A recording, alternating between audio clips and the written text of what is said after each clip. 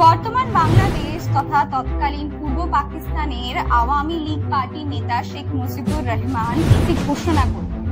সেই ঘোষণায় একটি নতুন দেশ তথা একটি স্বতন্ত্র রাষ্ট্র বানানোর কথা বলা হয়, যার নাম রাখা হয় বাংলাদেশ। এই ঘোষণার পর তাকে গ্রেফতার করে নেওয়া হয় এবং তারপরেই শুরু হয় সেই ইতিহাসের পাতায় বর্ণিত 1971-এর বাংলাদেশের স্বাধীনতার যুদ্ধের কাহিনী।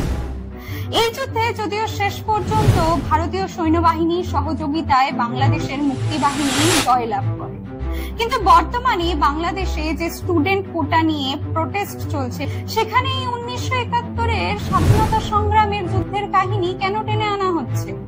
কি সম্পর্ক রয়েছে স্টুডেন্ট কোটা প্রোটেস্টের সাথে সেই স্বাধীনতা সংগ্রামীদের যুদ্ধের?